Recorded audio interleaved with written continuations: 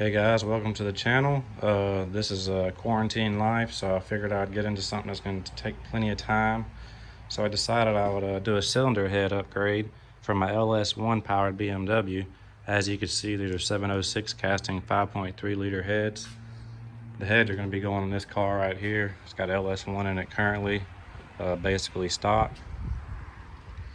But I want to talk about my experience because this is my first time porting a set of heads. So I'm going to tell you what I did with these heads, because any other first time porter can probably go in and do the same thing I did for a very reasonable price. I don't even think I have $100 in all the supplies I have into porting these things. The main thing you need is a good air compressor, which of course I wouldn't add into the price. But if you got a good air compressor or electric die grinder, you'd be ready to go. First, I'm gonna go over the heads, how I got them. I bought them remanufactured. Not gonna say who I got them from. The heads are in pretty good shape. I bought them remanufactured because I wanted to have the deck cleaned up on them. I want to make sure the valves all had a good seal and everything. And it came with new valve seals, which are already replaced with some trick flow valve train that I'm about to put in it. But I want to go around and talk about what I did on the intake, exhaust ports, and the combustion chambers. And just to maybe give you guys an idea on how you could go about porting your own set of heads, because I really didn't run into any trouble doing this. I did a whole lot of research before I started working on these, so I didn't just start grinding on them for the fun of it. One guy on YouTube, Headflow Inc., he has some pretty good knowledgeable videos. I took some advice from him. But I'm no professional. Like I said, this is the first time I've ever ported a set of heads, and these are not pretty, clean, slick ports like what people think they're gonna be. It takes a lot of time and effort to get them that way, but I am gonna go over what I did. I raised the exhaust a little bit on the floor. I left it at the same level. All I did was hit it with a sanding roll, clean it up. I widened it and raised it a little bit. The reason why I didn't raise it more right here is because I only have an 1 5/8" header on the car. That's the only set of headers I can get for it. So you don't want to make the exhaust runner bigger than your header. You know, that's a bad idea. See, if you go in here, you can see I smoothed all this off. I kind of lowered the profile on the guide here, on the guide boss. As you can see, everything's pretty rough in there actually, but I don't think you're gonna have much benefit in digging around in here with a grinder. That's not really gonna help anything. You want this port to flow straight out. As you know, on the exhaust port, you want the air to come this way. You're not trying to make the air go that way. So that's why it's like that. I could have smoothed the top out here, but I didn't. I just, you know, I left it. I think it'll perform pretty good. Better than stock. And I'm going to show you in the combustion chambers why I really think it should be quite a bit better than stock. But first I'm going to start with the intake port now. First thing I did, you can't really see it. Well, yeah, you can there. I came in and grinded out the bump that the rocker stud leaves, or the rocker bolt, I guess you'd say. The boss right here. It goes down into the port, so you have to use sealant to keep it from leaking, but I got it in there. It's right there. First thing I did was grind that out. I didn't really make the port any bigger. I did the math in the cross-sectional area on these heads, and the cross-sectional area is already big enough to support what I want. So you don't really want to make the port bigger, you just want to make it more efficient. So I started off by straightening this wall out right here. I kind of polished the first half of it. You can see the line right here. This is polished, this is left with what the burr did. I just left it after that for fuel atomization, especially back here in the back of the port. Can't really see it there. Just don't want to focus on it. But you know, I took the guide boss and, you know, straightened it out a little bit to direct air a little bit better. Like I said, I didn't really make it any bigger. I just took out the rocker bump, worked on the profile here, and blended in all this in this area. You can't really see it, But in here I did a little blending just to straighten everything out as much as possible. Another thing, I didn't really enlarge the area where the fuel injector goes. I didn't enlarge that too much. And I didn't raise this area right here too much. It may help flow by raising it, but it may not. I really don't know. I don't know enough to know. The floor, as you can see, I just hit it with a sanding roll, and the back of it, I let it stay. The most grinding I did on the port was probably in this area right in here. But you got to be real careful because the push rod goes right through here. So the port wall is real thin, but I think the thinnest area on these heads is right in there, right in there. I know it's hard to video and do this at the same time. Sorry, the video is probably not good. But right in this area, not back here, but in this area right here, this is where the most grinding went on. Because I think that's where the narrowest, biggest restriction in the port is. But other than that, that's really all I did to the intake runners. There's not a lot to really do. Factory, they're supposed to be 197 to 200 cc's. I didn't check them, but I did CC the intake ports. After I did the work to them, they come out to be 209 cc's. The exhaust ports came out to 84 cc's, and the combustion chambers came out to 62 cc's after the work. Now, most of my gains are going to come, I believe, from the combustion chambers and the bowls. And the intake runners are really pretty efficient. I mean, especially for the 1.89 intake valve these things have in them. The intake port's probably pretty efficient. But I am going to explain to you why I wouldn't just drop a bigger set of valves in any particular heads. Dropping a bigger valve in a head just for the fun of it, just to get more airflow, is usually a bad idea, just about always. And I'm going to show you why, and maybe you'll understand here in just a moment. Okay, like I said, I'm no professional, so I could be dead wrong about some of the stuff that I'm talking about here. And if anybody that really knows watches my videos or watches this video, you can see where I took the rocker stud out right there, back in the port. The rocker stud bump, I guess you'd call it. But I'm gonna talk about what I did here and what's going on with these combustion chambers and these bowls. There's a lot more to this than what meets the eye, and that's why I think it's important. First thing I'm going to do is start off with the exhaust. Talk about it a little bit. Okay, I opened up the throat here. I opened up the throat right here to 87.25% of the size of the valve. The way I know that is I made this template here the size that I want it and made sure that it'll fit down into the port. See that? Fits down in there, no problem. So now that's the bowl percentage. That's what they call that, or the bowl cut. I got an 87.25% from the factory. I don't know what it is, but probably around 83 or 84%. So when you enlarge this hole here, it lets more air come through, okay?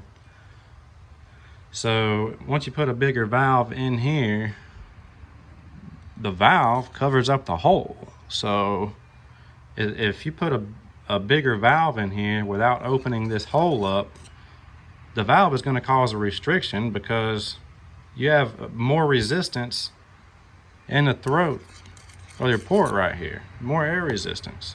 And I'm going to show you exactly what I mean here in just a second, but let me go ahead and finish talking about this. You can see how I did my profiling around the valve guide boss here. I didn't come back in here, I didn't come back in here too much, and I certainly didn't start digging back in this area because you want the air to come out like that. I mean, if you look here, hang on. I mean, you can see you want the air to go out this way. So digging back in there, it's not gonna do nothing for you, I don't think. Okay. So we got this cleared up. Now we're gonna talk about the intake bowls. Now, like I said, I ordered these heads remanufactured, okay? Like I said, this is the first set of heads I ported, so I could be wrong about what I'm saying, but I don't know, maybe somebody can correct me, or maybe somebody will agree with me. I believe that these valve seats on the intake were all replaced with 2-inch valve seats. The reason why I say that is I cut my template out for my intake valve like I showed you. I wanted it to be 92%. I wanted my bowl, I calculated, I wanted to get 92%. So I made my template, and then I got the sucker and it dropped right through there, 92%. I said, whoa, we got something going on here. This thing shouldn't fit through here that easy. So I got out and measured the bowl here, the throat, and the throat is already 94% of the valve size. So that's already on the limit. I don't think we should make the hole any bigger. So as you can see, I didn't do any grinding to make this any bigger. And as you can see, after I lapped the valves in, you can see right there, right on the edge, right there, is where this thing contacts. On the exhaust, you can see it's a different story. It contacts up here, see right there. That's where it contacts, right there. Okay, so opening this thing up would have just been a bad idea. So that's why I checked it, okay? So now I'm gonna give you a visual representation on why a bigger valve is a bad idea, okay? Bad, okay? This is the stock valve, 1.89. Drops down in there like so, okay? Now, I have a bigger valve here. I'm gonna drop down in here. I'm gonna show you why it's a bad idea for several reasons. Okay, first of all, look how close this thing is to the edge of this. Look how badly shrouded this is, and I've already opened this up. I've already unshrouded these valves. So you can see just how close the valve is to the wall there.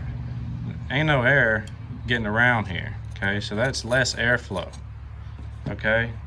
The next thing, if you think about it, think about this. If you crack the valve this much, okay, you got this big old valve covering the hole, okay? You got a huge valve covering the whole thing up. You got to open that thing up that much before any air starts hardly flowing through it. Okay? You see that? That's how that would work. If you look here, this is the regular valve. It sits deeper in there.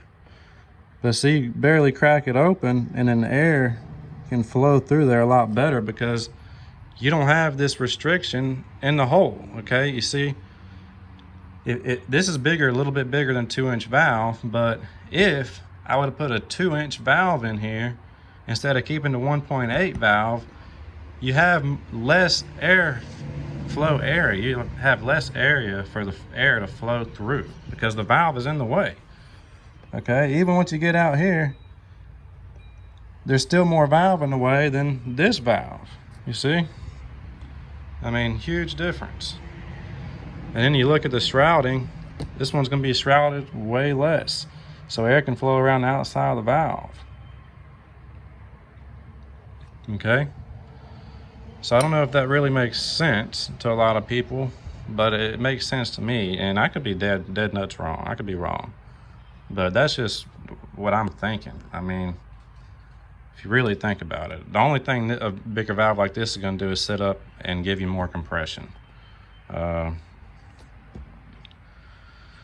One thing that is kind of a negative though, these stock valves, you know, being that the throat's already open to 94%, these valves sit kind of low down in the throat, or down low on the seat, which is just how it's going to be. But I think it's really a good idea to actually avoid real low speed or real low lift airflow. And the reason for that is reversion, especially if you have a big cam. If you have a stock cam, you want as much flow as you can get at low lifts. But that's also why I left this little lip in here. There's a little lip right here. Look, see that little lip right there?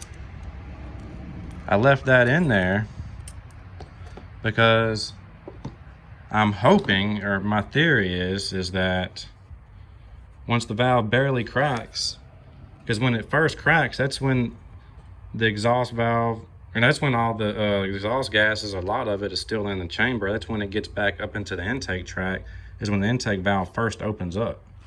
So if you can prevent air from going through there at that time, then you should, theoretically, I think you should make more torque. But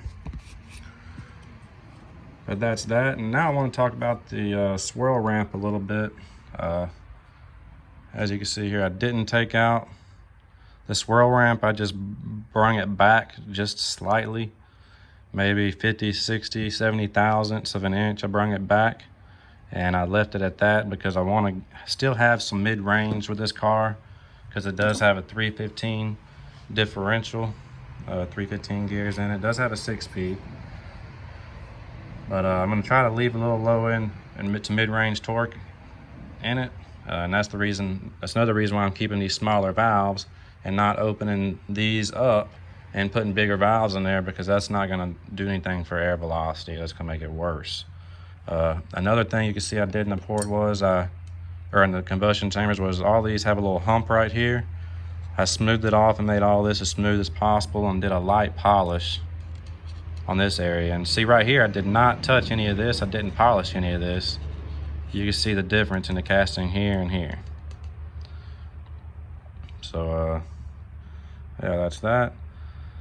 I don't know how these heads are going to perform. That's going to be coming up in another video after I get these things put on, hopefully here pretty soon, because I'm assembling them now. I'm excited to see how it does. It might make the car slower, I don't know, but we will find out. These heads are notorious for cracking, for anybody that doesn't know, so you need to be well aware of that. They crack right in between the seats right here. And you can tell the people I got them from came in and grinded it down, because these probably had surface cracks. And they also crack in one of the water jackets. I'm going to show you here. This one here is cracked right here. You see the crack right there? Once it gets to this point, you're gonna be leaking water. But I looked from the inside, the crack's real shallow, so I'm hoping that it'll stay as is. That's what I'm hoping. But it is one thing to look out for anytime you got a set of these heads. Now I'm gonna show you the cam card. I already have the cam. It's a Summit Racing Stage 2 LS cam. You can see right here. Duration at 50, 231, 242 exhaust, and 600 lift. Pretty good size cam. It might be too big. I went with a long exhaust duration because my 1 5/8 inch header, so hopefully that benefits me there a little bit. And 600 lift. With these heads, you don't need more than 600 lift.